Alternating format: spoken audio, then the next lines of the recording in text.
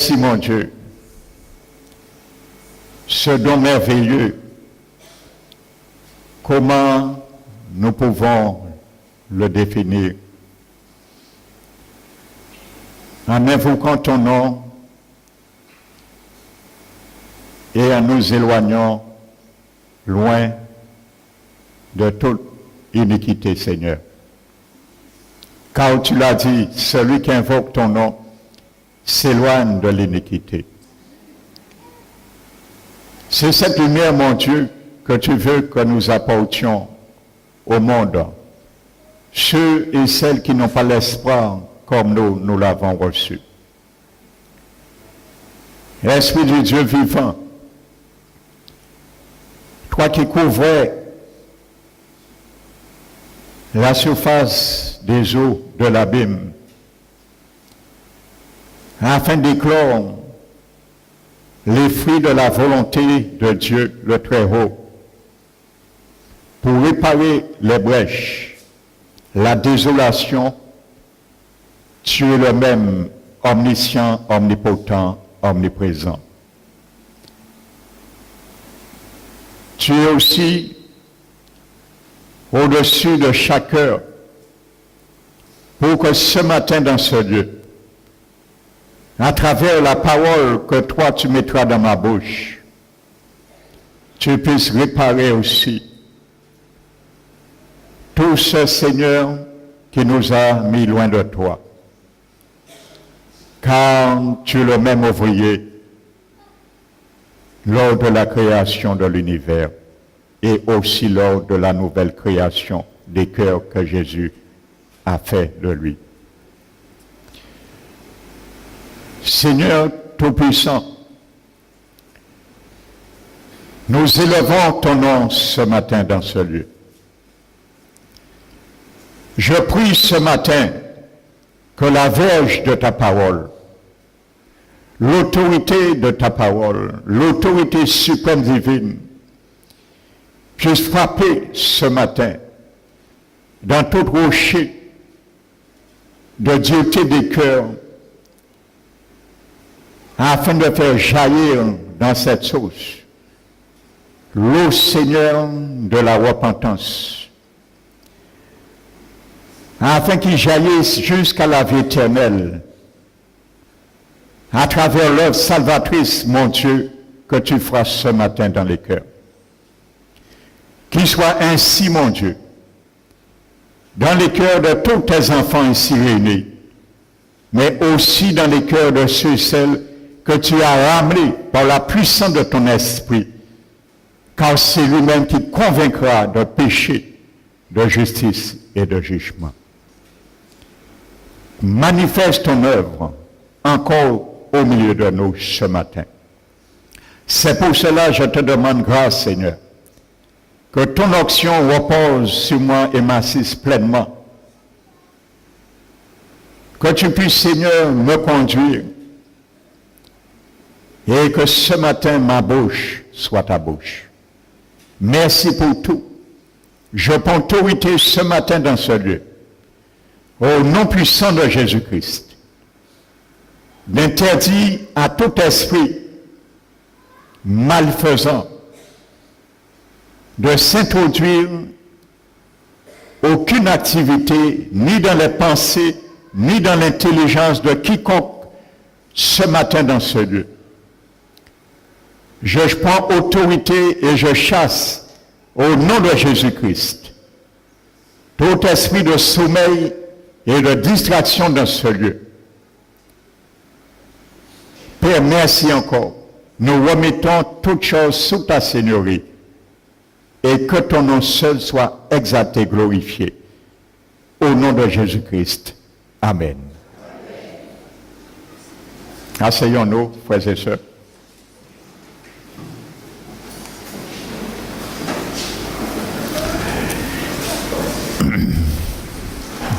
Alléluia. Je vous salue ceux et celles que je n'ai pas salués. Amen. Que ce matin encore, la présence et la parole de Dieu vous fassent du bien. Amen. Donc, avant toute chose, nous allons ouvrir la parole de Dieu dans le livre des Actes des Apôtres, au chapitre 3 et le verset 19. Ce sera le pivot ce matin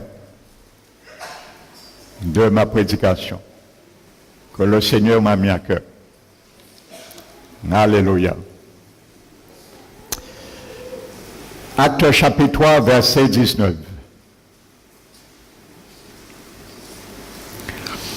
Repentez-vous donc et convertissez-vous pour que vos péchés soient effacés, afin que des temps de rafraîchissement viennent de la part du Seigneur et qu'il envoie celui qui vous a été destiné en la personne de Jésus-Christ. Amen. Ça, c'est l'exhortation que Dieu envoie à tout être humain qui a foulé cette planète Terre avant de mourir. Alléluia. Ça s'appelle la repentance qui nous tourne vers le Seigneur en vue du salut éternel. Mais bien souvent, nous sommes entrés dans ce moule et nous sommes ressortis en pensant que c'est une fois fait pour toutes, bien sûr. Oui et non. Donc ce matin, toi, enfant du Seigneur, ouvre ton cœur parce que ce message t'intéresse également. Et ceux et celles qui n'ont pas encore fait ce pas vers le Seigneur, qu'ils puissent le faire. Alléluia. Jésus a dit aujourd'hui est le jour du salut, ne reportez pas à demain. Parce qu'on ne sait pas demain qu'est-ce qu'elle enfante. Donc, nous comprenons quelque chose. La repentance n'est pas la conversion. Et la conversion n'est pas la repentance. Si tu l'avais mal saisi ce matin, Jésus va te faire bien saisir ces deux concepts. Mais ils sont concomitants, ils marchent ensemble et ils font un couple inséparable. Ça veut dire, lorsque nous étudions la parole de Dieu, il n'y a pas de conversion, ça n'existe pas sans la repentance. Alléluia. Donc, la repentance précède la conversion. Amen. Parce que, vous savez, nous nous sommes donnés un jour au Seigneur. Nous nous sommes repentis de ce que Jésus nous demandait pour nous convertir. Alléluia. Et c'est ce que Dieu demande et voulait de nous. Mais nous nous sommes arrêtés à l'état, au concept de la repentance et non de la conversion. Et aujourd'hui, à l'instant que je vous parle, il y a beaucoup d'enfants du Seigneur qui sont et qui encourent un grand danger à travers leur salut éternel.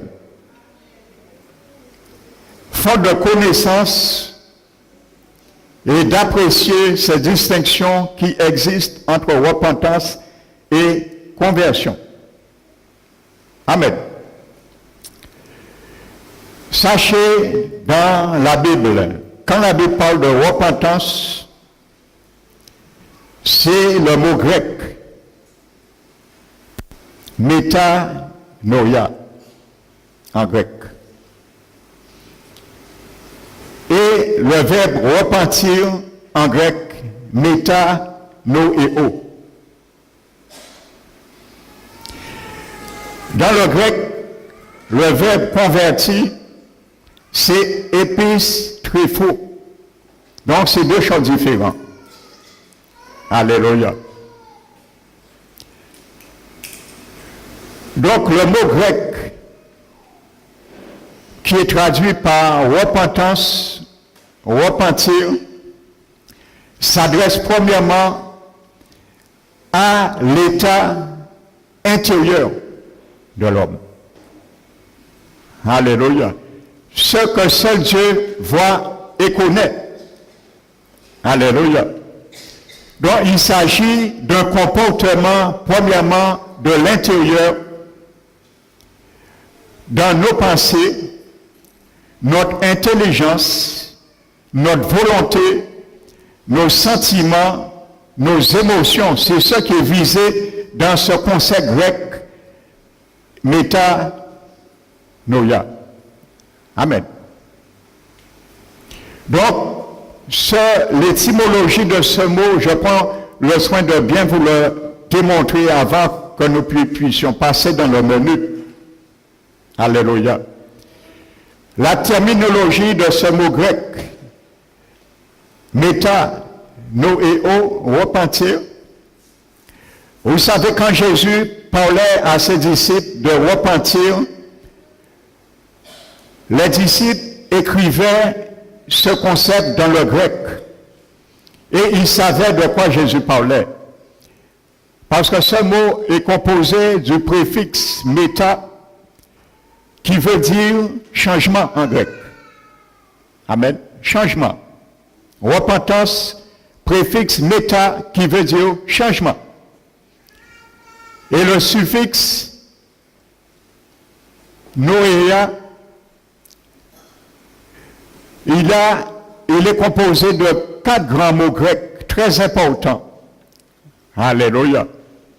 Le premier, c'est nous, comme nous. Alléluia. Première personne du pluriel dans la conjugaison française. Nous. N-O-U-S. Mais c'est un mot grec. Alléluia. Le suffixe grec nous qui veut dire intelligence. Alléluia. Pardon, intelligence. Il y a un deuxième concept, toujours dans le grec, dans le suffixe égozis, qui veut dire raisonnement, enseignement. Il y a aussi le concept qui est dans ce terme, pneuma, qui veut dire esprit, et poé, qui veut dire respiration.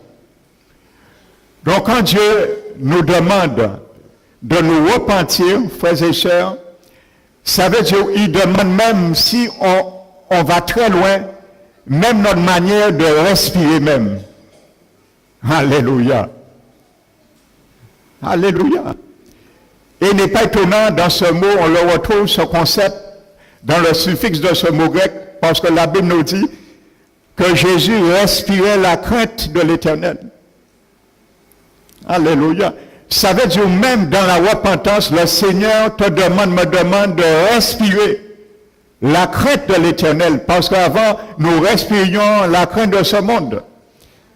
Alléluia.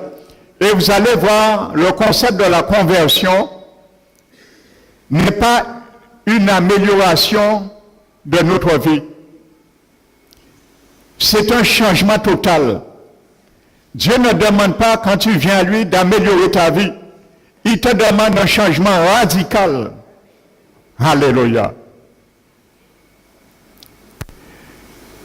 Maintenant, le concept de converti, le mot grec est traduit par converti, épistrépho, ça veut dire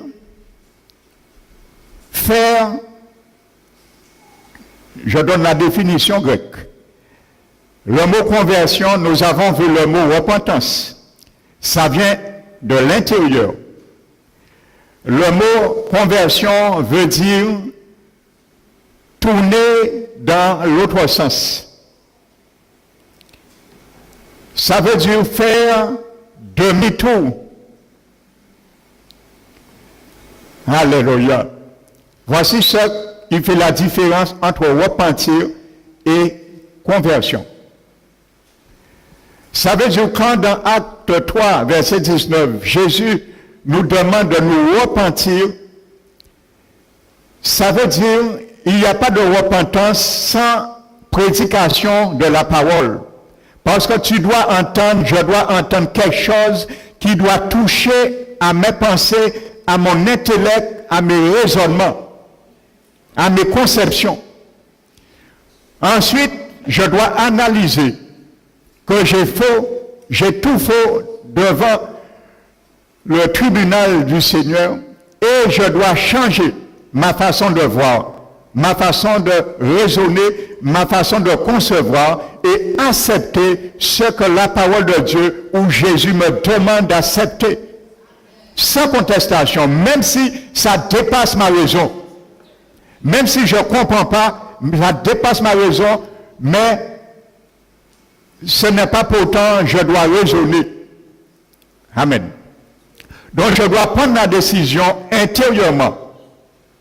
Ça, c'est la repentance. Et en prenant une décision, une nouvelle résolution, ce que je n'avais pas compris, je baignais dedans. La position je me trouvais avant d'entendre l'évangile ou la prédication qui me demande de changer, maintenant, je dois sortir dans cet état. Et c'est ce qu'on appelle la conversion. Alléluia. Ça veut dire avant, si je fumais de la cigarette,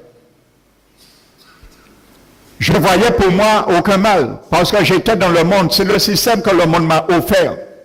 Alléluia. Maintenant, j'entends qu'il ne faut pas fumer.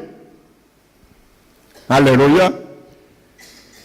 Donc, Dieu t'interpelle. Il te dit, tu es le temple du Saint-Esprit. Alléluia. J'ai pris cet exemple comme ça. Parce que moi, j'étais dans le cas. Avant ma conversion, j'étais un accro de la cigarette. J'essaie de lutter contre ma volonté. Avec ma volonté, 3 fois, je n'ai jamais réussi. C'est Dieu qui m'a délivré. C'est le même principe. Quand j'ai accepté le Seigneur, j'ai su, c'est pas bon pour moi, je le savais déjà, parce que je ressentais, parce que je ne voulais pas arrêter, mais parce que ça fatiguait mes poumons. J'étais conscient, ça fatiguait mes poumons. C'est pour ça que je voulais arrêter. Mais pas arrêter pour arrêter. C'est parce que ça fatiguait mes poumons, je le ressentais. L'effet indésirable dont je voulais, mais je n'ai pas pu. Et quand j'ai connu le Seigneur, j'ai dit, Seigneur, maintenant, les médecins n'ont rien pu faire pour moi parce que j'allais voir des médecins à l'époque. C'était en 79. Et les médecins me disaient, ils m'envoyaient la balle. Ils me disaient, Bougamouin, Bandi ou Ambitin, si nous avons médicaments pour ça, pour arrêter de fumer, viens vraiment. Parce que moi, un docteur, en cas de fumer, on ne peut pas faire rien pour moi. Voici la réponse des médecins à l'époque. Alléluia. À ce moment, j'ai dit, Seigneur, tu es le grand médecin. Et ça a été très simple, la foi d'un enfant. J'ai dit, Seigneur, je te remets maintenant, prends-le. Il a arraché ça du jour au lendemain. Du jour au lendemain. Il a retiré l'envie. Et j'allais prêcher l'évangile après devant ceux que je fumais avec eux. J'étais du tout pas tenté. Ni la cigarette, ni le cannabis. J'étais du tout pas tenté parce que le Seigneur m'a délivré. Parce qu'il a vu la sincérité de mon cœur, la repentance qui était dans mon cœur. Et il a fait. Quand tu es sincère, tu veux vraiment te repentir. Ce que tu ne peux pas faire, le Seigneur le fera. Parce que c'est le ministère du Saint-Esprit de Dieu. C'est pour ça aujourd'hui, il y a trop de chrétiens qui sont dans le laxisme et du rien faire. Et pensant que Jésus fera tout. Non, mon frère, ma soeur. il faut le désirer.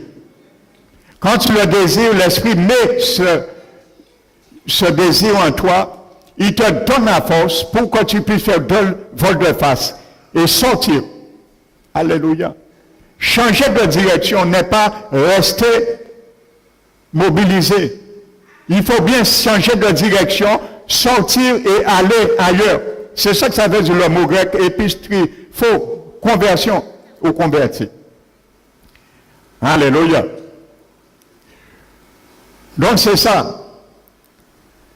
Donc si nous savons, entendant la parole, je viens sur l'image, que notre corps est le temple du Saint-Esprit. Nous le savons.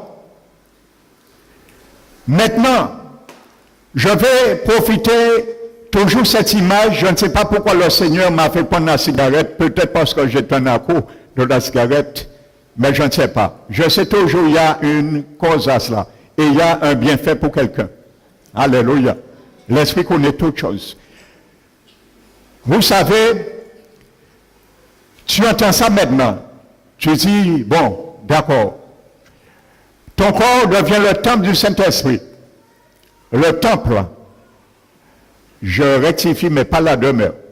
Et il y a bien une distinction que beaucoup n'ont pas compris entre le temple du Saint-Esprit qui est notre corps et la demeure du Saint-Esprit qui est notre esprit. C'est deux choses différentes. Ton corps est le temple du Saint-Esprit, mais pas la demeure du Saint-Esprit. L'Esprit de Dieu ne vit pas dans le corps physique, il vit dans l'esprit humain. L'esprit humain, c'est la demeure du Saint-Esprit. Ton corps est le temple, alléluia, où l'esprit humain se trouve à l'intérieur, mais ce n'est pas la demeure du Saint-Esprit. Alléluia. Donc, c'est une précision que je fais. Donc maintenant, tu sais, ton corps est le temple du Saint-Esprit, il faut le sanctifier parce que 1 Thessaloniciens 4 nous dit que nous devons être sanctifiés l'esprit, l'âme et le corps. Amen. Donc maintenant, l'Esprit Saint t'interpelle parce que tu fumes. Tu dis d'accord. Tu ne cherches pas à laisser le Seigneur prendre ça. Tu ne fais aucune démarche pour cela.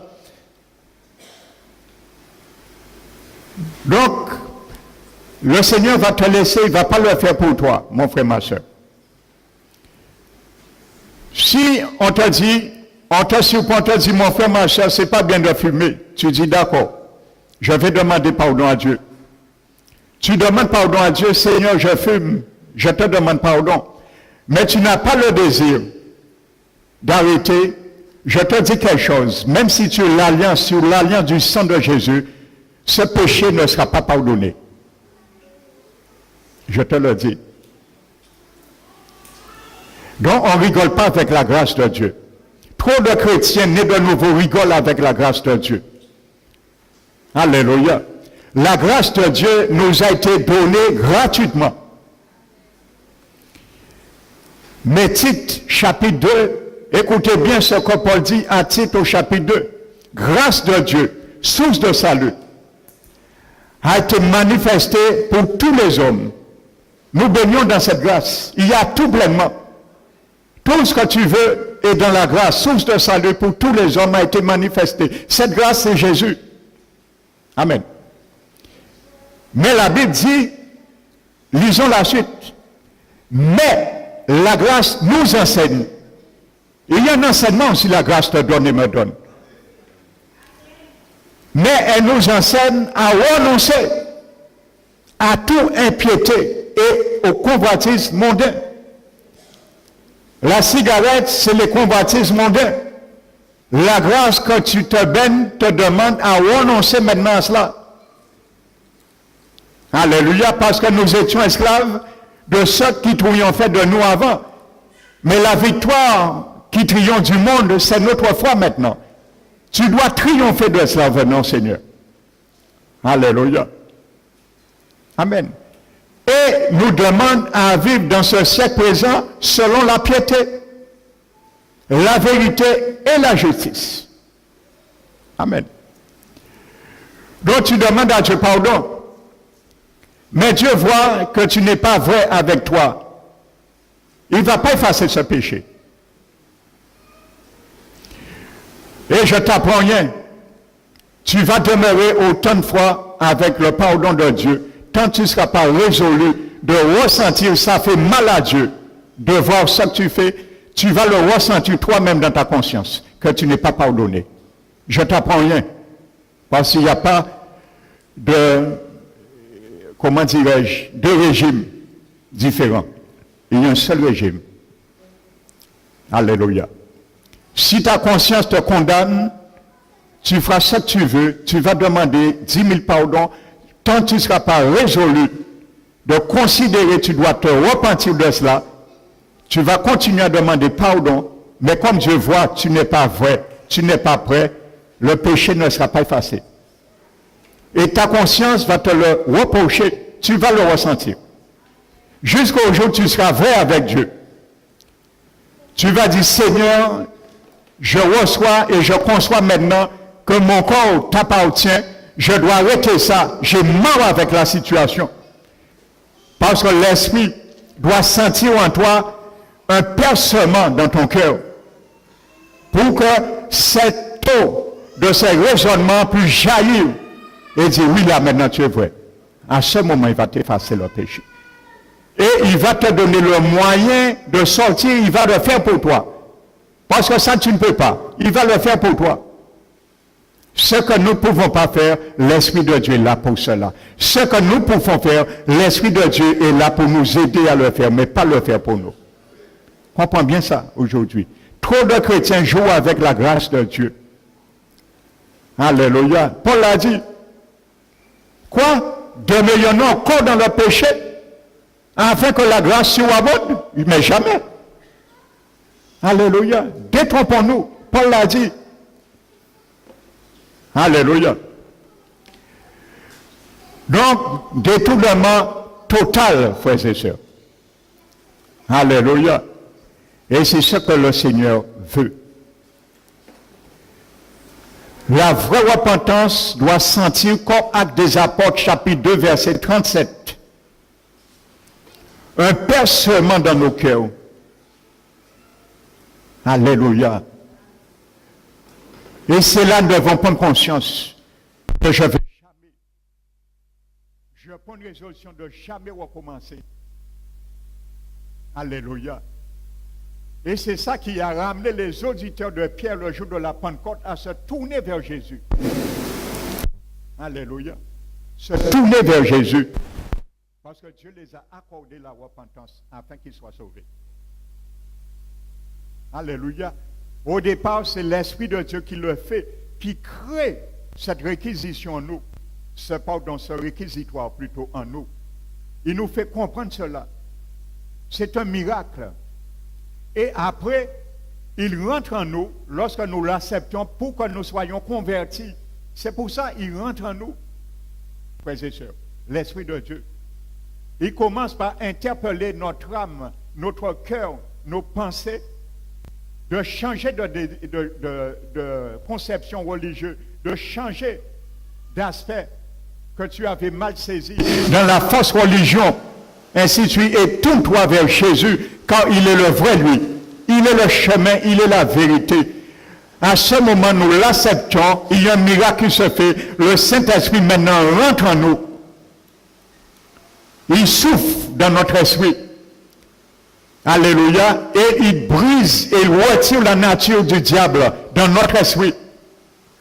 Parce qu'il doit s'installer là. Il ne peut pas cohabiter avec un démon. Il chasse la nature de Satan dans notre esprit. Et il prend la place. Et c'est notre esprit qui est à 100% recréé. Alléluia. C'est notre esprit qui est recréé, qui est la nature divine. Mais notre âme et notre corps, rien n'a changé. C'est notre esprit qui est recréé. C'est notre esprit qui est né de nouveau. C'est notre esprit qui a la nouvelle nature de Dieu. La vie de Dieu, notre âme et notre corps, il ne change pas ça dans la nouvelle naissance. Alléluia.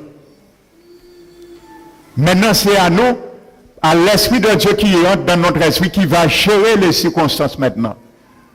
Renouveler nos pensées, et par le renouvellement dans Romains 12, le renouvellement dans notre intelligence qui va nous apprendre à nous repentir, à changer, méta, no et o.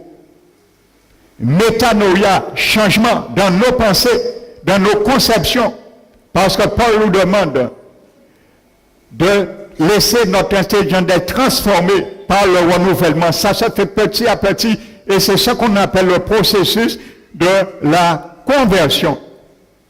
Alléluia. Une fois on a fait volte-face, on continue à aller vers Jésus, dans les sentiers de Jésus, dans les sentiers de la grâce, jusqu'au bout. Parce qu'on a vu, la repentance nous amène à un panneau de signalisation de détresse dans l'âme. Clignotant, mon ami, maintenant arrête-toi là. Repends-toi et viens vers moi. C'est ça. Un jour, tout homme, toute femme, tout jeune doit accepter qu'ils sont dans la perdition. Alléluia. Vous savez, lorsque quelqu'un est perdu, il est perdu. Quelqu'un qui est perdu, c'est parce qu'il a fait tous les moyens de retrouver le chemin. C'est parce qu'il ne peut pas. Il est perdu. C'est ça le mot perdu. Quand quelqu'un est perdu dans la forêt, il va essayer tous les moyens de prendre des repères. On est venu là, je suis venu là. Il a égaré, un païen, c'est celui qui a égaré son GPS dans ce monde. Seul Jésus devient le GPS de quelqu'un qui est perdu dans ce monde. Jésus-Christ est le seul GPS pour quiconque est perdu dans ce monde. Et nous étions tous perdus. Quand on est perdu, on est perdu.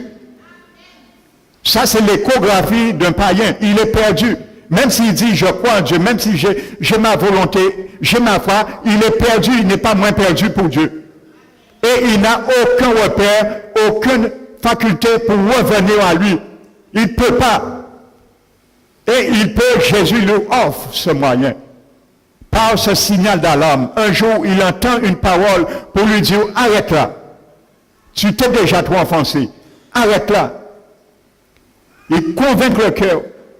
Il illumine les yeux de son cœur pour reconnaître que quelqu'un lui donne un avertissement. Il a trop été loin. Il doit arrêter là, maintenant.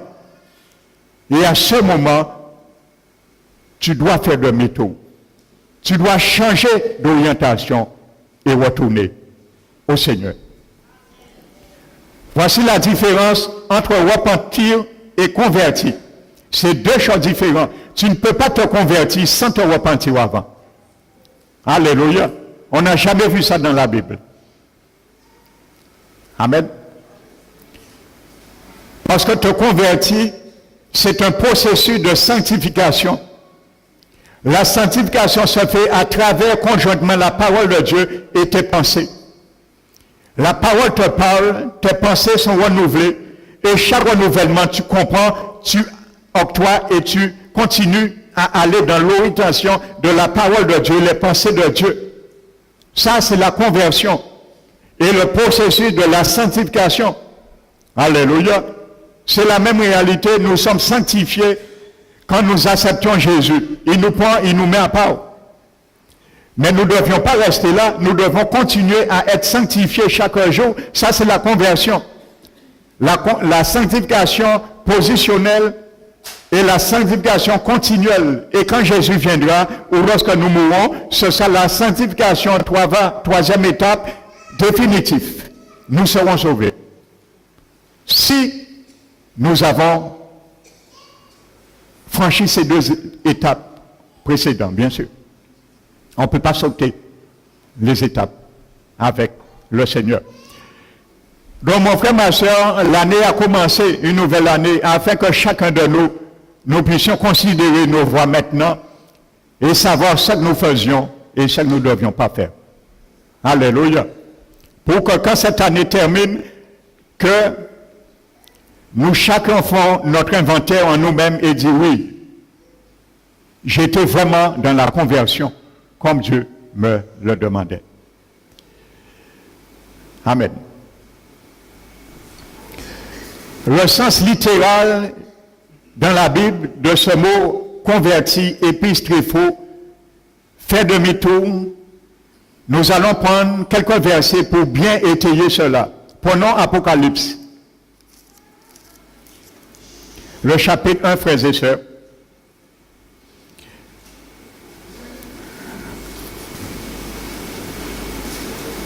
Amen. Plutôt repentance. Chapitre 3, verset 19. Apocalypse 3, verset 19.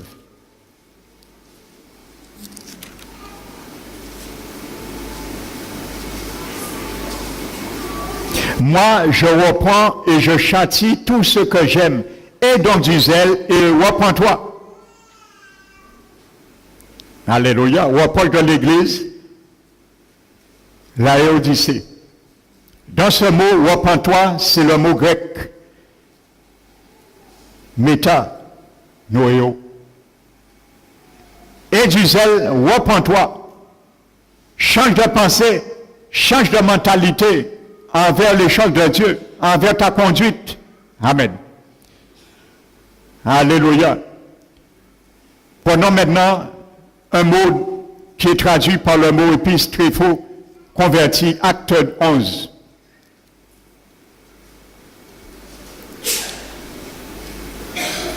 Acte 11.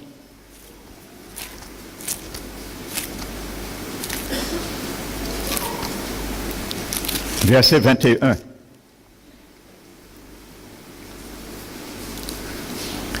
La main du Seigneur était avec eux et un grand nombre de personnes crurent et se convertirent au Seigneur.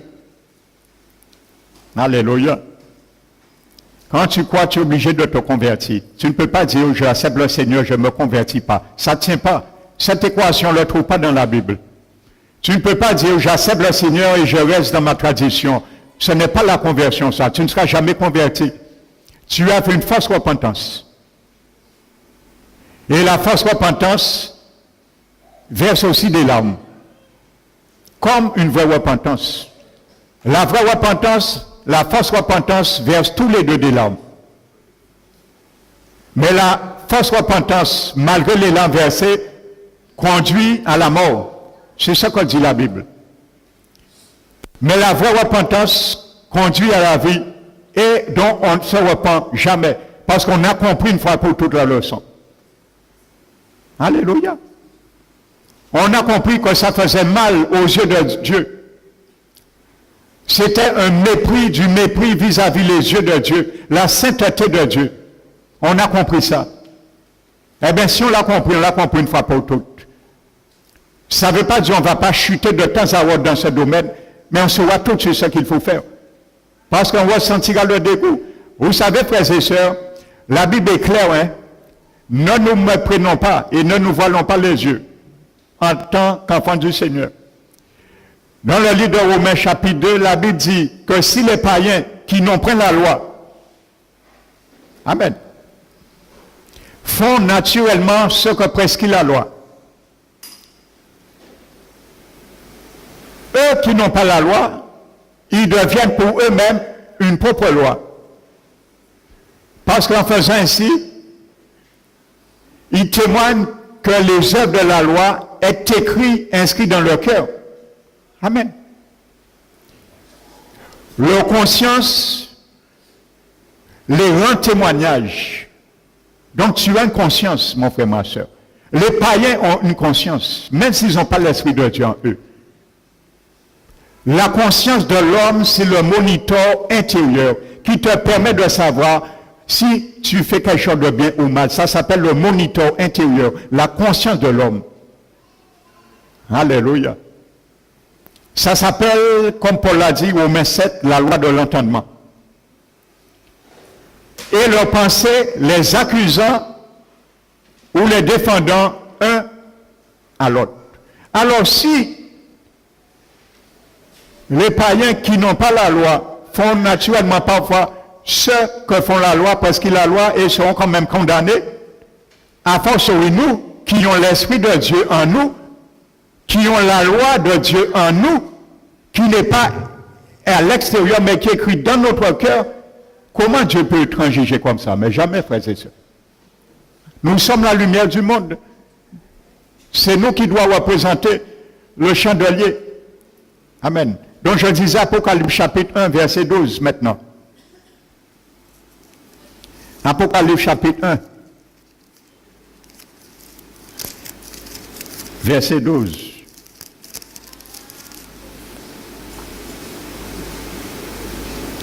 Ça, c'est le même mot qui est traduit dans ce verset, qui ne sont pas exotifs, de épistrophé, converti. Je me retournai pour savoir quelle était la voix qui me parlait, et après m'être retourné, je vis 7 chandeliers d'or. Dans ce verset, c'est le mot grec épistrypho, qui veut dire faire demi-tour. Jean se retournait. Le même mot grec est dans ce texte, dans ce verset, épistrypho. Faire demi-tour. Jean a entendu la voix de Jésus. Il a fait demi-tour. Il s'est retourné pour entendre qui lui parlait. Mon frère, ma soeur, quand Dieu te parle, lorsqu'il nous parle, est-ce que nous prêtons attention pour faire demi-tour, pour entendre la voix qui nous a parlé? Et pour sortir dans la situation, il nous dit de sortir. Jean a fait demi-tour pour voir qui lui parlait. Est-ce que quand la parole de Dieu te parle, tu fais demi-tour comme Jean pour entendre qui te voit, qui te parle? Combien de fois l'Esprit de Dieu nous parle par la prédication? Nous ne faisons jamais demi-tour. Nous continuons à nous enfoncer dans le péché. Aujourd'hui, le péché s'accroisse dans les églises, malheureusement, parce que le virus du monde, de la tendance de la convoitise du monde, est rentrée dans l'église du Christ dans les derniers temps. Malheureusement, il faut le dire. Et il faut le dire. Je ne parle pas ici. J'espère que ce n'est pas le cas. Chacun peut répondre pour lui-même. Et ne levez pas vos doigts. Mais en général, le virus du monde est rentré dans l'église du Seigneur. On parle comme le monde. On marche comme le monde. On se vêtit comme le monde. Où est la distinction? Comment Dieu peut faire, le monde peut faire la distinction entre un païen et un converti, un chrétien? Comment le monde peut faire la distinction entre la sainteté et ce qui est profane dans le monde? Beaucoup de païens ont du mal à faire cette distinction, à se démarquer. Ils ont du mal, pourquoi? À cause de notre comportement dans ce monde. Si tu es chrétien, je suis chrétien, tu vas siroter de l'alcool dans un bistrot avec un païen, tu pourras lui prêcher l'évangile?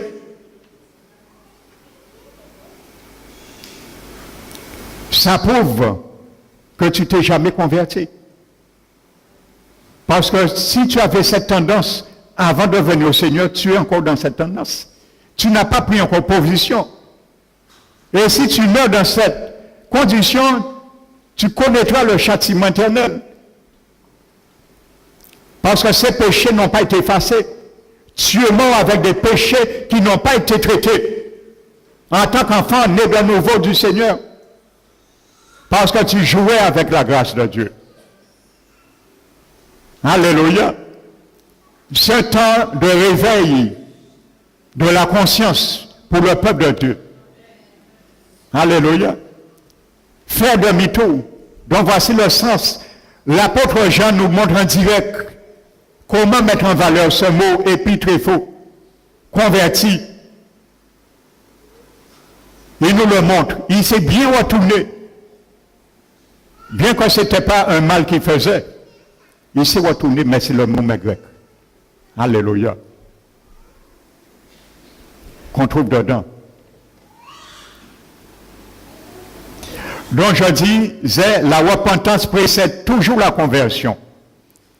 Car il faut d'abord changer de pensée avant de changer de direction. C'est normal. Il faut d'abord changer de pensée avant de changer de direction. Si tu n'es pas d'accord avec la parole de Dieu, tu ne vas pas changer de vie. C'est normal. Pourquoi beaucoup de chrétiens nés de nouveau des années dans le Seigneur, ils ne changent pas? C'est parce qu'ils ne sont jamais d'accord au préalable avec la parole de Dieu qui est prêchée. Et les fruits de leur vie le démontrent. Sans parole. Sans parole. On les voit.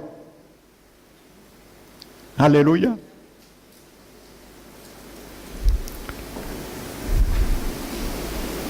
Alléluia.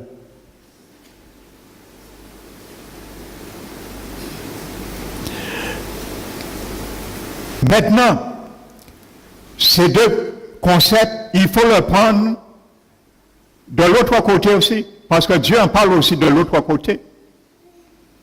Repentir, convertir dans le sens positif, ça c'est venir au Seigneur. Mais la Bible aussi parle de déconverti. Et je peux te dire, tu peux être déconverti un jour aussi. Si tu es converti, tu deviens déconverti, tu perds ton salut. Alléluia. Parce que tu te retrouves au point de départ que Jésus est venu te rencontrer en temps du GPS qu'il est pour toi. Alléluia. Tu vas te reperdre encore. Et si tu te repères, je me repère, je crains que Jésus ne peut rien faire à un moment donné pour nous retirer encore. Et nous restons là, dans cette perdition, pour l'éternité. Qu'il ne soit pas ainsi parmi nos frères et sœurs. Alléluia. Et nous allons le voir. Amen. Le Seigneur, dans la Bible, emploie aussi ce même terme pour décrire les hommes qui cessent de suivre le Seigneur pour retourner dans son ancienne vie. Par exemple, le judaïsme pour les Juifs, Paul les exhortait afin de ne pas perdre leur salut. Alléluia. Ou au paganisme. Un païen converti, après tant d'années, après avoir goûté le Seigneur tant d'années, il décide de retourner dans le monde. Alléluia. Regardons ce que dit la Bible. Galates 4.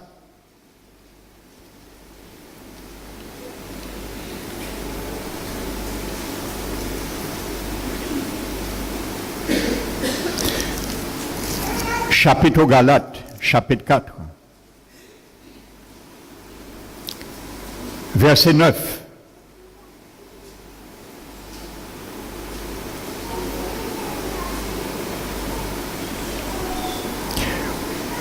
Mais à présent que vous aviez connu Dieu, ou plutôt que vous avez été connu de Dieu, comment retournez-vous à ces faibles et pauvres principes élémentaires auxquels vous voulez vous asservir encore? Alléluia. Ce mot qui est traduit là, c'est le mot qui est épistrifo, converti. Paul met en garde les Juifs qui se sont convertis au judaïsme de prendre garde de ne pas retomber, de se convertir de nouveau dans le judaïsme qui les condamnait. Donc ça s'appelle déconverti. Donc un chrétien peut être déconverti. Alléluia. Au lieu de faire demi-tour dans le bon sens vers Jésus chaque jour, tu peux te convertir à un moment donné et revenir en arrière. Ça s'appelle une conversion, mais une déconversion. Alléluia. Et si tu te déconvertis, tu peux ton salut si tu ne reviens pas, avant qu'il soit trop tard. Alléluia. C'est le même mot grec.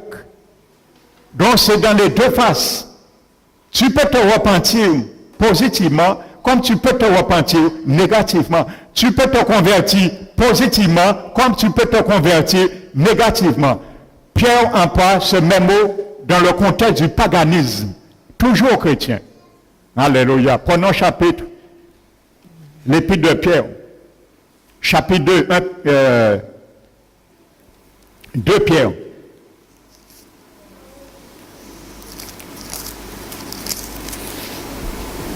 Deux Pierre chapitre 2.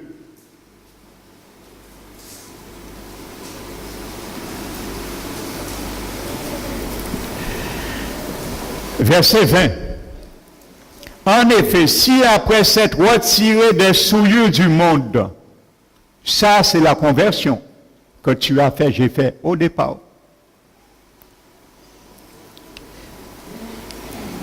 Par la connaissance du Seigneur et Sauveur, parce qu'il y a la connaissance, c'est parce qu'il y a eu la repentance, en ayant cru et connu avant la conversion.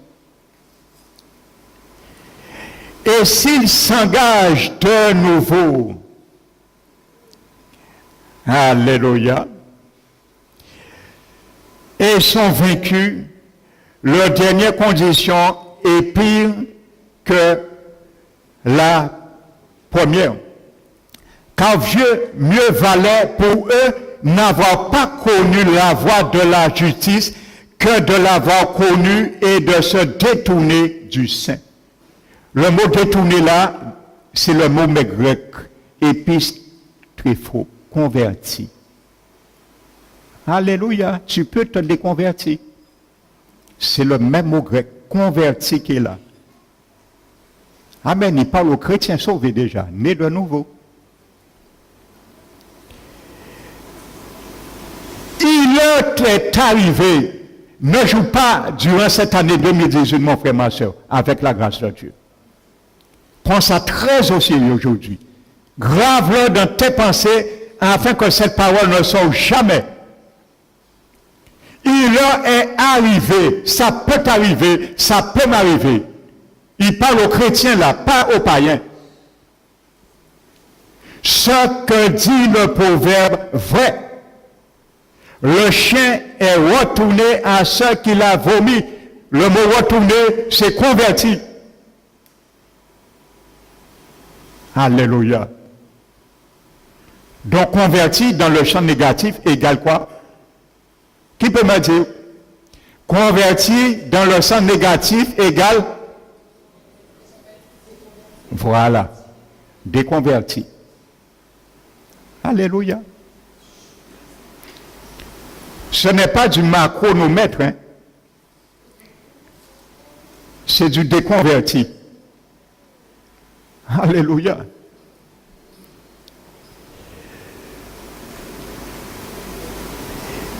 Et la tuile lavée s'est vautrée dans le bouclier. Alléluia. Donc, la repentance, la conversion, Dieu l'exige au départ pour ton salut, mais il exige tous les jours que nous demeurions dans cela. Parce que nous pouvons aussi être déconvertis. Et vous avez vu la sentence. Un bon entendeur, salut. Alléluia. Nous jouons trop avec la grâce de Dieu. Nous minimisons trop, frères et sœurs, la sévérité de Dieu. Arrêtons ça. Un psaume que j'aime beaucoup, c'est le psaume 107. Il parle encore à son peuple. Et il dit, ceux qui avaient pour demeure les ténèbres,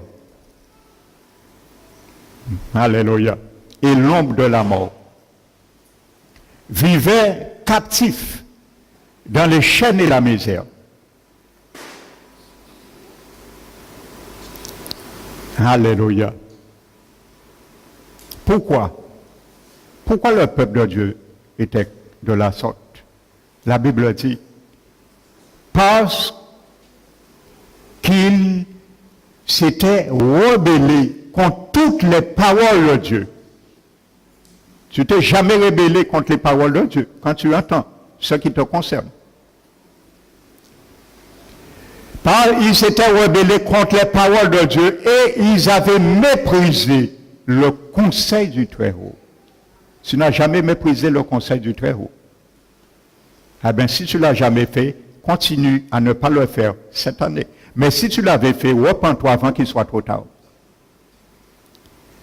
Enfin, à cause de ça, si tu vis dans un trou désastreux, que la grâce de Dieu puisse te retirer dans cette fosse, te secouer de la boue et te dire, continue, mon fils, ma fille. La Bible dit, c'est Dieu qui s'en charge d'humilier le cœur par la souffrance. C'est Dieu qui le dit. Dieu humilie le cœur par la souffrance parce qu'il veut te rattraper. Il ne veut pas que tu deviennes comme le chien retourne à ce qu'il a vomi, la trompe s'est vautrée. Il veut te rattraper avant que ça arrive là. Il t'humilie par la souffrance ton cœur afin de succomber. Nul ne les relève. Somme 107. Ce n'est pas moi qui parle, c'est Dieu à son peuple. C'est Dieu qui te fait succomber et il permet que nul ne te relève dans ta condition. Pourquoi? Parce que s'il permet quelqu'un de te relever, tu vas continuer à te déconvertir. S'il permet quelqu'un à te relever dans la situation tu vis, il est en train de te parler, il met un signal d'alarme, détresse, arrête mon fils, ma fille, tu es déjà trop loin dans le péché, fais volte-face, retourne à ta position première. Donc, il dit c'est lui-même qui nous relève. À quel moment, dans leur détresse, ils criaient à l'Éternel. Il te laisse crier un jour. Ça, c'est la repentance. Alléluia. Tant tu aimes jouer échec et mat avec Dieu, il te laisse jouer échec et mat. Mais c'est quelque chose, on joue domino en pangal, nous quand on met domino en pangal, mais parole à bon Dieu, pas en pangal. Et quand nous rimer parole en pangal, mais quand nous mettons en bon ordre. Il y a un ordre dans la parole de Dieu. Revenez à moi, je vous accueillerai. Que le méchant abandonne sa voie et l'homme d'iniquité ses pensées. Ça, c'est la repentance. Et revenez à moi, Isaïe 55. Repentance, conversion. Que l'homme méchant abandonne ses voies. Abandonne ses voies. Fait volte-face. Et l'homme iniquité ses pensées. Repentance, conversion font un couple inséparable. Alléluia. Toujours le Somme 107 le dit. Les insensés dans leur conduite coupable et leurs iniquités se sont rendus malheureux. Est-ce que Dieu qui nous rend malheureux? Pas en dire malheureux, pas avoir rien pas fait. Bon Dieu abandonné-moi. Non, Dieu t'a pas abandonné. C'est toi qui t'es rendu malheureux. C'est toi qui t'es rendu malheureuse.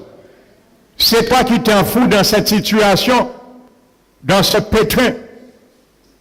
Pourquoi? Parce que ton âme a en horreur toutes sortes de nourriture. Il y a des chrétiens dans les églises, ils ont en horreur toutes sortes d'exhortations, d'avertissements, leur âme. Ça, c'est ça qui fait la repentance. Mais quand on entend dire, ah bon Dieu, dit bitin aïe, parce que là, dit bitin aïe, moi, c'est comme ça, moi, c'est ça qu'il fait, c'est ça, ni l'habitude de faire. Dieu t'a dit, c'est ça, c'est comme ça, c'est ça, ni l'habitude de faire. Continuez à être ça, continuez à faire ça, et moi, à attendre. En est tout le temps, moi, je m'appelle Yahweh, Jéhovah, je suis éternel. Un jour pour moi et 1000 ans, je t'attends. Mais sache que je t'ai alloué 120 ans, au maximum. Alléluia. Et Moïse, dans son Somme 90, a évalué 70 ans sur ces 120 ans, et pour le plus robuste, 80 ans. Alors moi, je t'attends, je suis éternel, je vis dans l'éternité, je n'ai pas de jour, je n'ai pas commencement, je n'ai pas de fin, mais toi, tu as une fin. Tu as commencé un jour, je suis un Dieu qui n'a pas le souffle dans ses narines, mais tu es un homme, fils de l'homme, qui a un souffle dans ses narines. Alors reviens avant qu'il soit trop tard. Il nous attend. Alléluia. Leur âme avait Noé toutes sortes de nourriture. Et cheminait, touchait la porte de la mort. Encore une fois, 2 fois détresse. Dans le verset 19 et le verset 13, je crois. Si ma mémoire ne fait pas défaut. Mais c'est le Somme 107. En tout cas. Alléluia. Dans leur détresse, 2e fois, ils criaient à l'Éternel. Qu'est-ce qui te sort, mon frère, ma soeur, dans la déconversion, dans le malheur? Ton cri d'alarme. Ton cri d'alarme. C'est ça qui te sauve. Tu dois reconnaître dans la détresse. Quand l'Esprit de Dieu est là pour ça. Tu dois reconnaître dans la détresse. Et crier à l'Éternel. À 2 reprises, la Bible nous dit, viens, il les délivre. Et il les fait sortir de l'ombre et des ténèbres. Le Dieu, il est amour. Papa nous, il est bon. Même si il a frappé nous avec bouc à Saint-Hilaire, c'est pour faire nous dire bien. Tu n'as pas pris des coups de bouc de ceinture à l'école. Moi, j'en ai pris, hein. Des coups de bâton dans les doigts. Moi, j'en ai pris. Bien, ça ne m'a pas tué. Mais bien, il y avait de l'exagération, mais ça m'a fait quand même du bien. Alors, si l'Éternel exagère, c'est pour ton bien, mon frère, ma soeur. Si l'Éternel exagère, c'est pour mon bien. Alléluia. Il aime nous. Parce qu'il ne veut pas, ancien papa nous, ramener nous encore dans le péché, dans la condamnation. Alléluia.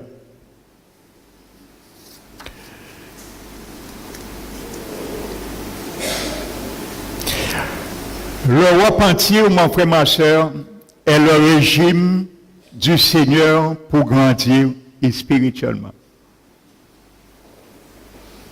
Le repentir est le régime du Seigneur pour grandir spirituellement. Alléluia. Donc tu dois voir les bienfaits. Ça, c'est le régime du Seigneur. Le repentir. Parce que quand tu te convertis, tu vas de mieux en mieux, de victoire en victoire. Tu luttes. La conversion, c'est quoi? Tu as mis la cigarette de côté. Tu as triomphé. Tu continues. Si peut-être tu as une autre addiction, une faiblesse d'une autre addiction, tu te rappelleras. Le Seigneur l'a fait pour la cigarette. Il le fera encore pour ça. Il renouvelle sa bonté chaque matin. Sa bonté n'est point épuisée. Sa miséricorde n'est point arrivée à son terme. Alléluia. Jérémie était abattu un jour, le prophète de Dieu, à cause de voir le péché de son peuple, la désobéissance, le jugement de Dieu, la correction de Dieu. Il était abattu un jour. Son âme était attristé, abattu, le Dieu dedans de moi. Mais à force de rester, son âme est abattue, ça ne lui portait rien. Parce que ce serait qu'un abattement, si abattement, la manière où il voyait la chose, rien ne changeait. Il a dit un jour, attends, voici ce que je ferai maintenant. Au lieu de laisser mon âme s'abattre, je vais me laisser maintenant repasser dans mon cœur.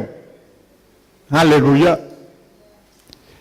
Repasser maintenant dans mon cœur la bonté de l'Éternel, qui n'est point épuisée. La miséricorde de l'Éternel, qui n'est pas arrivée à son terme. Et ça, c'est ça qui me donne de l'espérance. Et il a s'écrié, ô Éternel, que tes bontés sont grandes, que ses voies sont magnifiques. Alléluia. Donc tu te rappelles, remue dans ton cœur ce qu'il a fait pour toi. Alléluia. Et il y a un frère qui me disait vendredi, ce que le Seigneur avait fait dans sa vie, des choses, je lui ai dit, c'est ça, c'est l'amour de Dieu. Il voulait t'avoir. Ce sont des signes et des poteaux, indicateurs, pour savoir que le Seigneur t'aime et il était toujours avec toi. Donc, c'est ça, frères et sœurs. Alléluia.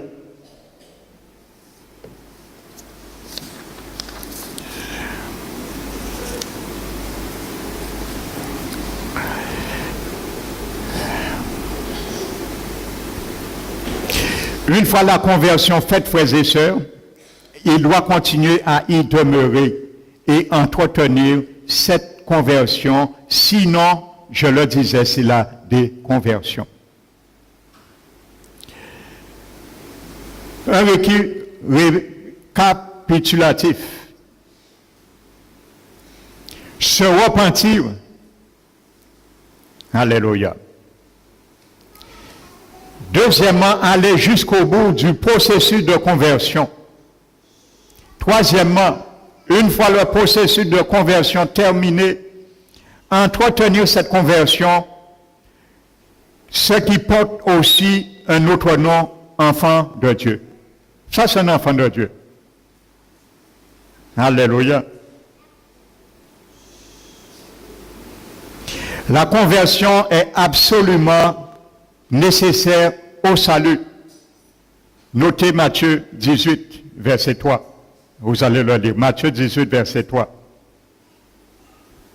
Amen.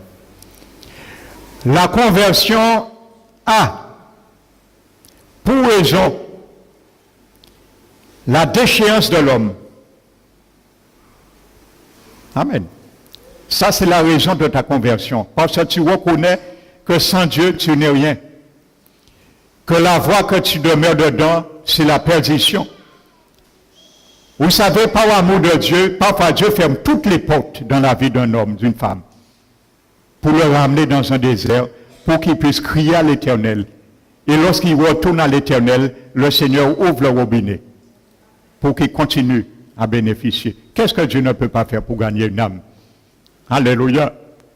Il crée des situations difficiles dans la vie de quelqu'un pour donner un rendez-vous à cette personne dans sa miséricorde. Pour la personne puisse dire, me voici, que veux-tu que je fasse? La repentance. Le premier message de Jean-Baptiste, celui qui criait dans le désert, étudiez bien, le premier message de Jean-Baptiste, repentez-vous. Repentez-vous. Le premier message du jour de la Pentecôte, la première prédication de l'Église du Christ, avec un E majuscule, le jour de la Pentecôte de l'apôtre Pierre, repentez-vous. Alléluia. Le premier message de Jésus, lorsqu'il venait sur cette terre, repentez-vous. Aujourd'hui, c'est le message de l'Église des derniers temps, parce que l'Église est en phase de finition maintenant. Repentez-vous, que Jésus revient. Dans la conversion, alléluia.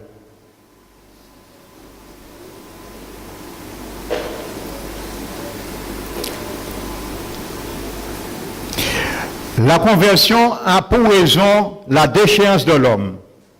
La conversion a pour mobile la conviction du péché. Et la conversion a pour fruit la régénération. Alléluia. Jésus met l'accent sur l'un des caractères essentiels de la conversion. Luc 22. Luc chapitre 22. Le Seigneur met l'accent sur l'un des caractères essentiels de la conversion. Luc 22, 32.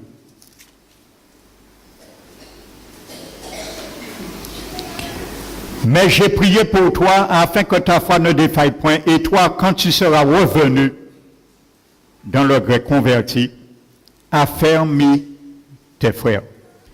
Matthieu 26. Nous allons voir quelque chose. Matthieu 26, 75.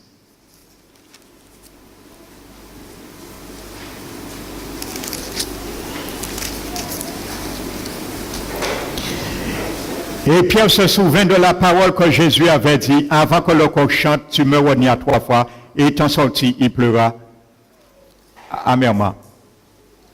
Quand Jésus a dit, Pierre, quand tu seras converti, d'affermir mes frères, Jésus disait littéralement dans le grec à Pierre, quand tu seras rentré en toi-même, devenir inébranlable dans mon service, alléluia, tu pourras raffermir tes frères.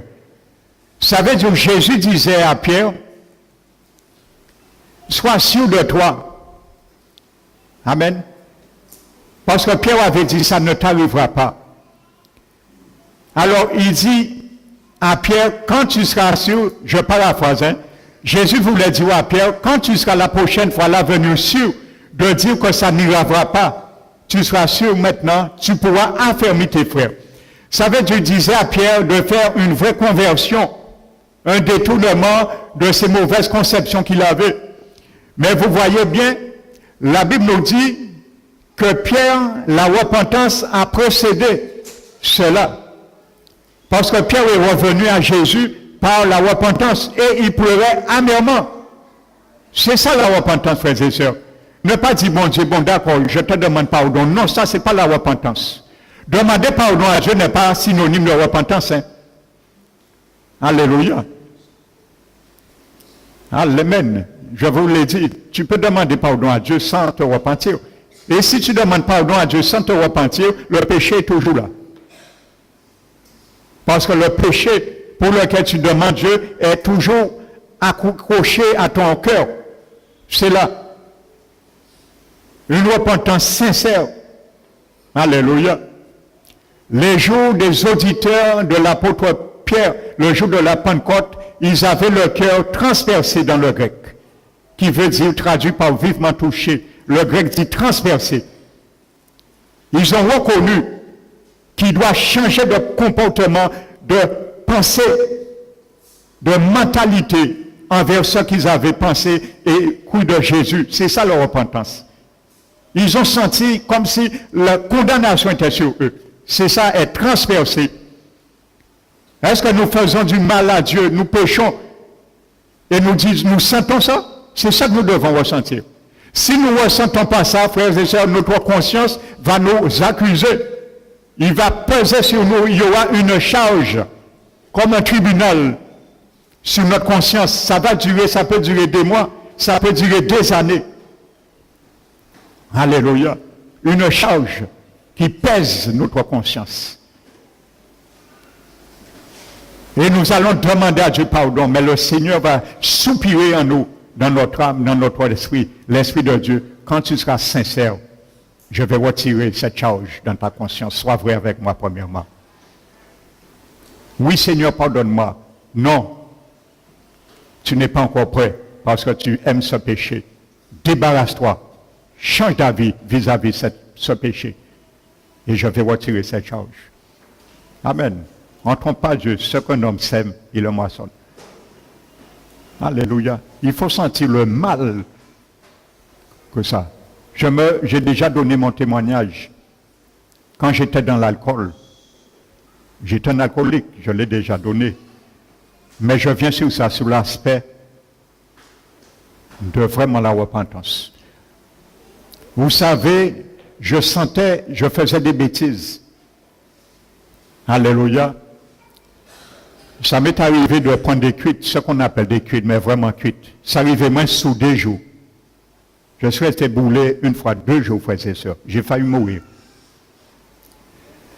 Je sentais parfois, vous savez, je disais, Seigneur, je te demande pardon. Je vous parle franchement, dans le fond de moi, je n'étais pas encore désireux d'arrêter. Je sentais ma conscience. Rien pas changé. Eh bien, vous savez, quand le Seigneur lui-même m'a parlé que si je mourais dans cette condition, que j'irai en enfer, eh bien, vous savez, frères et sœurs, en proposition et en arrivant au docteur tout de suite. Malheureusement, ce docteur, je ne vais pas nommer nom, pour ne pas faire de confusion, il m'a condamné. Il m'a dit, mon ami, je ne peux rien faire pour toi, ça ne se guérit pas. Il m'a expliqué tout un système d'alchimiste et m'a introduit dans ses cours, mais je n'ai pas participé. Il m'a donné un flacon de cachet. Et il m'a dit, c'est ce qui prescrit à ces patients, mais ça ne guérit pas. C'est pour te dégoûter. Tu vas prendre un cachet, tu vas vomir, mais ça ne te fait pas arrêter. Il m'a cassé les 2 bras. Et je suis rentré. Là, c'était la vraie repentance. C'est pour ça que je sais de quoi je prêche là. Parce que c'est ça que j'ai ressenti aussi le premier jour où j'ai été né de nouveau. Ça a été une conviction, j'ai senti comme si c'était un percement dans mon cœur, l'Esprit de Dieu avait mis. Alléluia, le jour de ma conversion, le premier jour où j'ai reçu la nouvelle naissance. C'était dans ma chambre. Alléluia. Je l'ai ressenti l'effet. La Bible est claire, frères et sœurs. Ce que les gens ressentent le jour de la Pentecôte, je l'ai ressenti le jour de ma nouvelle naissance.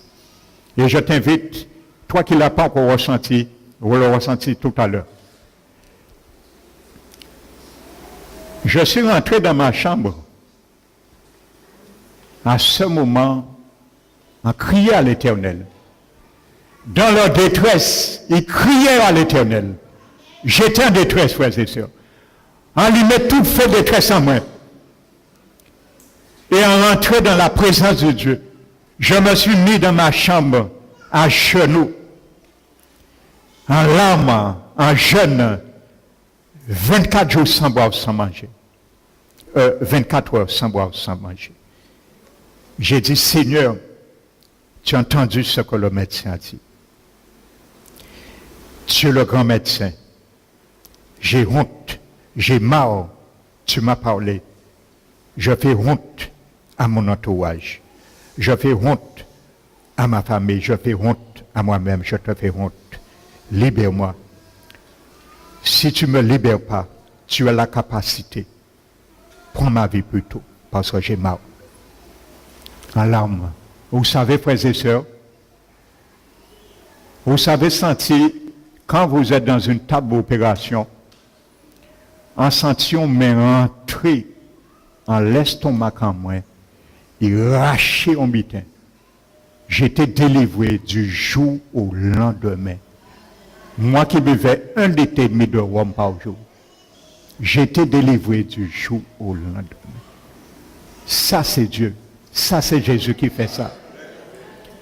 Ça c'est Jésus qui fait ça. La vraie repentance, Dieu ne tarde pas. Quand on se repent vraiment, la main de Dieu se rallonge. Comme il était courte, ce n'est pas la main de Dieu trop courte pour nous secourir, mais c'est nos péchés qui mettent une séparation entre nous et Dieu. Dieu qui mettre rallonge tout de suite pour nous secourir. Ça, c'est un cri sincère. Et je glorifie le Seigneur. Jusqu'à aujourd'hui, ça fait des années, je n'ai pas encore bu une goutte d'alcool. Là, quand senti, ça a bouleversé moi jour-là. Quand je vois quelqu'un fumer maintenant devant moi, j'ai envie de vomir. Ça me met mal à l'aise. J'étais dans le cas. Frères et sœurs. Ça, Jésus le fait. La repentance conduit à la conversion. Alléluia. Pierre a ressenti le mal, il a renié son Seigneur. Il a entendu, il était en train de ruminer la parole que son Seigneur lui avait dit. Pierre, je te le dis, avant que le coq chante, tu me renieras 3 fois. C'est arrivé. Et je suis certain, Pierre s'est retiré dans un lieu. Vous savez, à l'époque, vous savez, un homme juif ne pleurait pas publiquement. Il se retirait dans le recueillement. Pierre a dû verser des larmes. Alléluia. Mais il ne savait pas que son Seigneur reviendra. Parce qu'il doutait de la résurrection de Jésus. Il n'avait pas encore l'Esprit de Dieu. Donc c'est normal. J'ai dit chaque fois l'apôtre Pierre entendait après un coq chanter, il pleurait. Est-ce que nous, frères et sœurs, vous savez, chaque fois que je rentre dans un bistrot, pas pour boire, peut-être pour acheter quelque chose, ou dans un commerce, je vois des gens qui trinquent l'alcool. Ou même dans une soirée, je vois les gens trinquer. Je me rappelle toujours, c'est un poteau indicateur, un signe qui est dressé derrière moi. C'est un souvenir de mon cœur, ce que Dieu a fait pour moi. Je me dis, pourquoi un homme boit un verre de rhum aujourd'hui? Qu'est-ce qu'il trouve dans ça? Aujourd'hui, moi qui étais dans le cas. Pourquoi un homme fume la cigarette aujourd'hui, moi qui étais dans le cas? Alléluia. Et il m'a délivré de d'autres choses, je ne vais pas m'attarder, dont j'étais à court. Alléluia. J'ai mis dans la main du Seigneur, j'ai mis ma foi. Et le Seigneur a fait. Alléluia. Est-ce que lorsque nous répétons un péché, intentionnellement, nous ne ressentons pas le mal que ça fait à Jésus? Vous savez, quand Jésus est monté sur la croix, c'est pour mes péchés, tes péchés. Chaque coup de marteau qu'on enfonçait le clou dans ses mains, dans ses pieds, c'était tes péchés. Est-ce que nous péchons volontairement?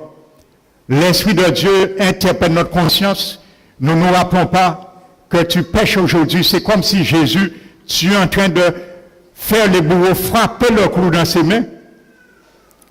Tu es en train de rendre vaine ce qu'il a fait pour toi. C'est ce que ça veut dire, frères et sœurs. Parce qu'il y a des gens qui vivent sciemment, intentionnellement dans le péché. Et ils sont tellement demeurés que leur conscience est éteinte déjà. Nous, quand venons Adam, nous pas qu'à essayer par proposition pour revenir vers le Seigneur. Dis, Seigneur, j'étais trop loin. Je me repens. Mais qu'est-ce qui m'arrive là? Mais en son petit mon bon Dieu, mais quand qu'a fait là? Fais la lumière jaillir, Seigneur, dans mes yeux, dans les ténèbres obscures de mon cœur. La lumière va jaillir. Au moins, disons ça, Seigneur. Il va faire la lumière jaillir dans les ténèbres. Et nous allons voir, nous dit, mais mon Dieu, mais on y est là, c'est moi qui a fait ça. L'Esprit est là, mon frère, ma soeur. Il est là, il a toujours son ministère de convaincre de péché. Il va te faire dire, mais Seigneur, c'est moi qui est là. Mais qu'est-ce que je fais? Mais je suis allé trop loin. Par ta grâce, reprends-moi. Parlez à l'Éternel. Crie à l'Éternel. Verse les larmes. Il revient. Il te ramena. Revenez à moi. Et je vous accueille, le Dieu qui ne cesse de pardonner. Amen. Pour conclure,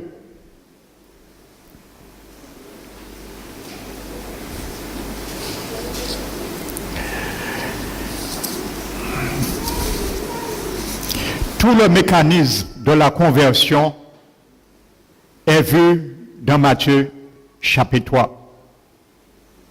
Et nous allons voir ce mécanisme pour conclure. Matthieu chapitre 3.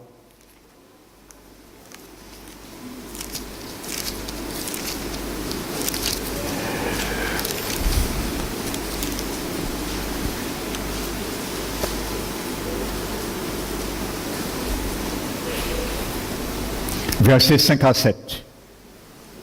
Les habitants de Jérusalem, de toute la Judée et de tout le pays des environs du Jourdain se rendaient auprès de Jean-Baptiste. Et confessant leurs péchés, ils se faisaient baptiser par lui dans les eaux du Jourdain. Mais voyant venir à son baptême beaucoup de pharisiens et de Sadducéens, il leur dit, race de vipères, qui vous a appris à fuir la colère à venir? Produisez donc du fruit digne de repentance et ne prétendez pas, ainsi de suite. Verset 11, moi je vous baptise d'eau pour vous amener à la repentance, mais celui qui vient après moi est plus puissant que moi, ainsi de suite. Nous voyons là, frères et sœurs, vraiment le mécanisme de la conversion. Premièrement, confesser ses péchés, repentance. Amen. Deuxièmement, disparaître sous l'eau, symbole de mort à soi-même. On disparaît. L'immersion. Sortir de l'eau. La résurrection avec Jésus. Et repartir pour entreprendre une nouvelle carrière quand on sort dans l'eau du baptême, on repart pour une nouvelle carrière. Ça, c'est la conversion. Alléluia. À travers l'image du baptême, il y a la repentance et la conversion. Amen.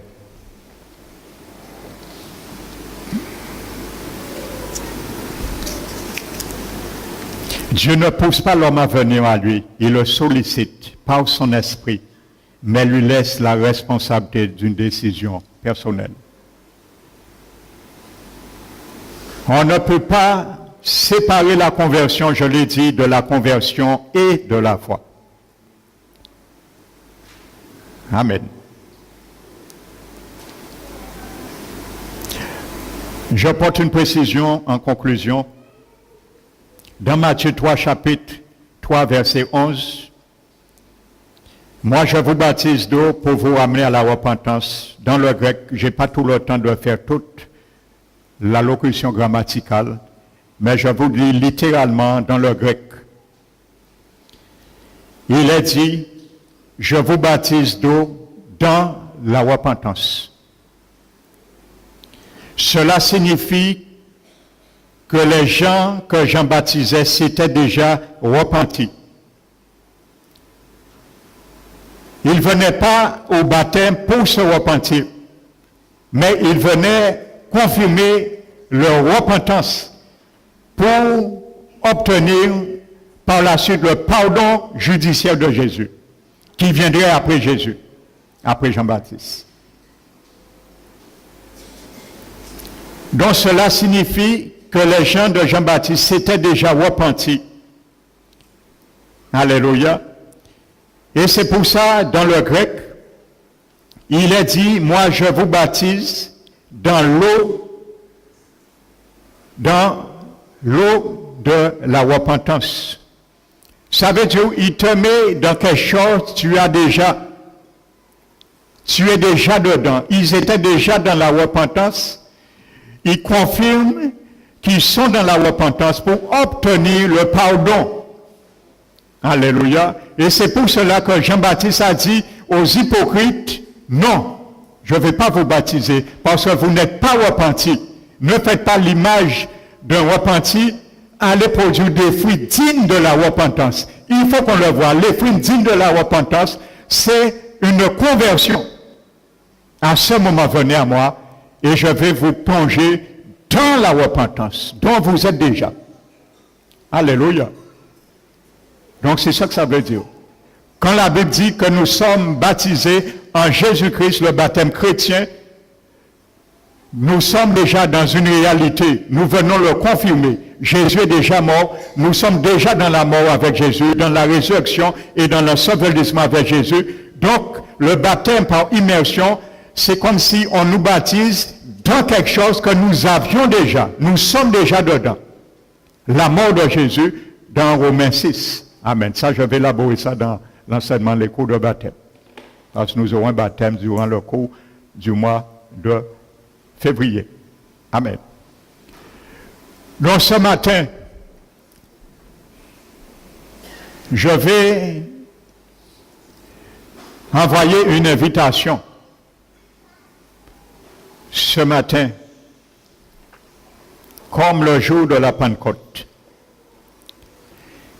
à tous ceux et celles qui reconnaissent que seule une vraie repentance, une vraie conversion vers Dieu peut sauver.